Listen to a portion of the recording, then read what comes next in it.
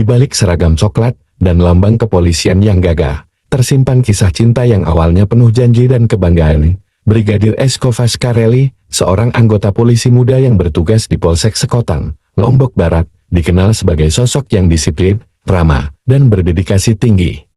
Ia menikah dengan Bribtu Rizka Sintiani, seorang polisi wanita yang juga berdinas di wilayah yang sama. Dua insan berseragam, dua jiwa yang terikat dalam sumpah tugas dan cinta. Awal pernikahan mereka terlihat harmonis. Rekan kerja sering melihat keduanya datang ke kantor bersama, saling menyemangati, dan tampak seperti pasangan teladan di lingkungan kepolisian. Namun, di balik senyum dan keharmonisan itu, perlahan muncul retakan yang tak terlihat mata.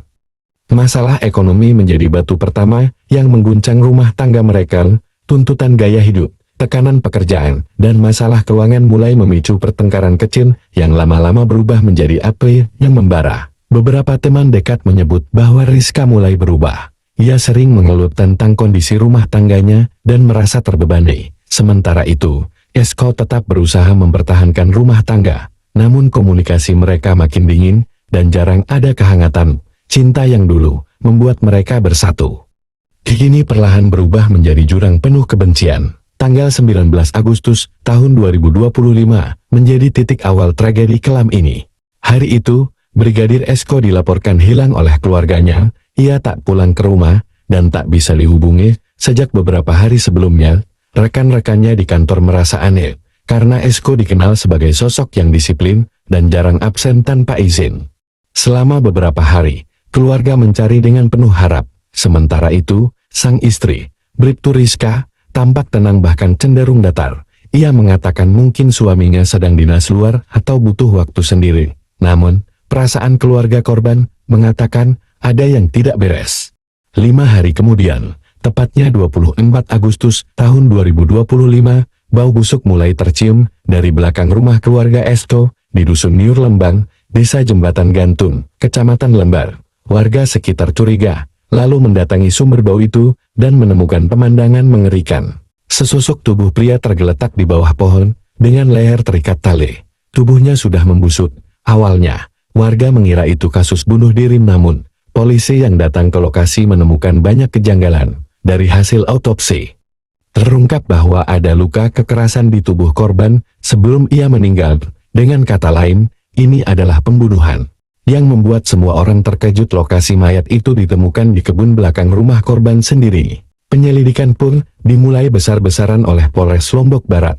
Penyidik menggali bukti dari lokasi kejadian, memeriksa rekaman CCTV, hingga komunikasi digital korban. Dari semua bukti itu, arah penyidikan mengerucut ke satu nama yang tak pernah disangka, istri korban sendiri, Bribtu Rizka Sintiani.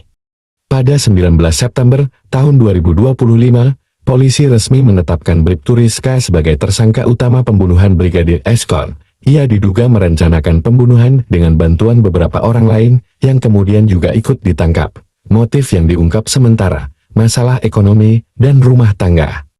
Konflik panjang membuat Rizka nekat mengakhiri hidup suaminya sendiri, demi alasan yang masih menjadi misteri di balik penyidikan. Namun, kasus ini tak berhenti di situ.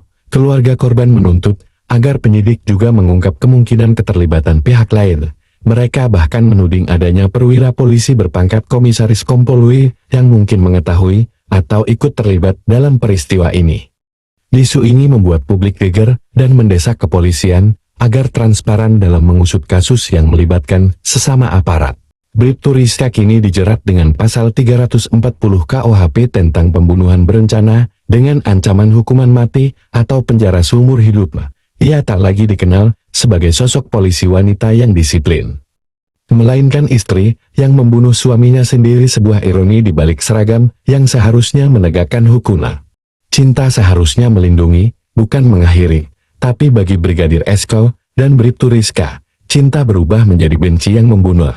Kasus ini menjadi cermin bagi masyarakat bahwa kekerasan dalam rumah tangga bisa terjadi pada siapapun, bahkan di kalangan aparat penegak hukum.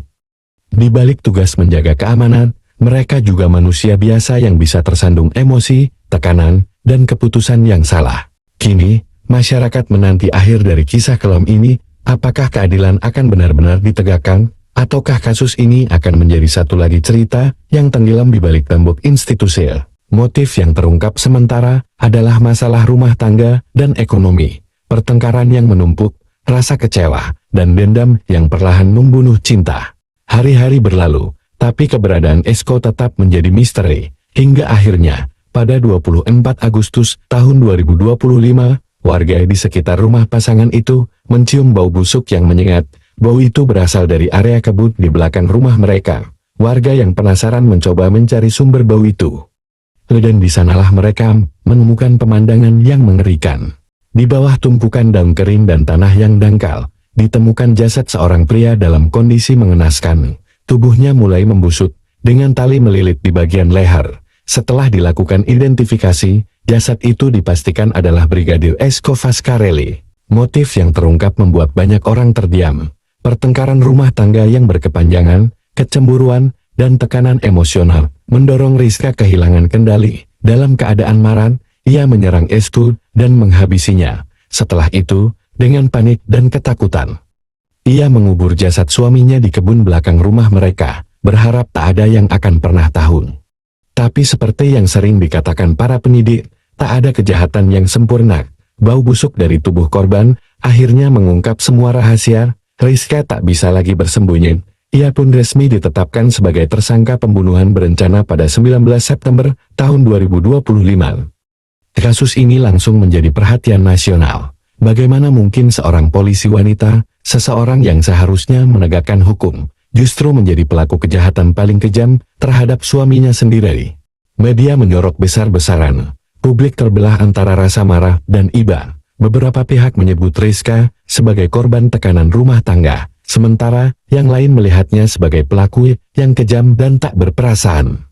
Polisi menjerat Rizka dengan pasal 340 KUHP tentang pembunuhan berencana dengan ancaman hukuman mati atau penjara seumur hidup. Sementara keluarga Brigadir Esko masih berjuang menuntut keadilan. Mereka berharap kasus ini tidak berhenti hanya pada satu nama. Karena masih ada dugaan bahwa ada orang lain yang mengetahui atau bahkan membantu tindakan keji itu. Kini, setelah semua terungkap, publik hanya bisa bertanya-tanya, bagaimana cinta yang dulu begitu indah bisa berubah menjadi kebencian mematikan? Cinta seharusnya menjadi alasan untuk hidup, bukan alasan untuk membunuh. Tapi ketika emosi menguasai logika, cinta bisa menjadi pisau bermata dua, yang pada akhirnya menusuk diri sendiri. Brigadir Esko mungkin telah tiada, tapi kisahnya menjadi pengingat bagi banyak orang, bahwa kekerasan dalam rumah tangga bisa terjadi pada siapapun, bahkan pada mereka yang berseragam dan bersumpah melindungi orang lain. Dan bagi Bribtu Rizka Sintiani, seragam yang dulu menjadi kebanggaan, kini hanya menjadi simbol penyesalan. Tragedi ini adalah cermin gelap dari realitas kehidupan, bahwa cinta, tanpa kendali emosi dan komunikasi yang sehat, bisa berakhir dengan kehancuran. Sebuah kisah nyata yang mengajarkan kita satu hal penting, bahwa amarah yang dibiarkan tumbuh, perlahan akan membunuh. Bahkan orang yang paling kita cintai. Itulah kisah tragis Brigadir Esko dan Bribtu Rizka Sintiani, dua insan berseragam yang cintanya berakhir dalam darah dan air mata. Semoga kisah ini menjadi pelajaran, bahwa dalam setiap hubungan, komunikasi dan pengendalian diri, jauh lebih berharga dari sekadar emosi sesaat.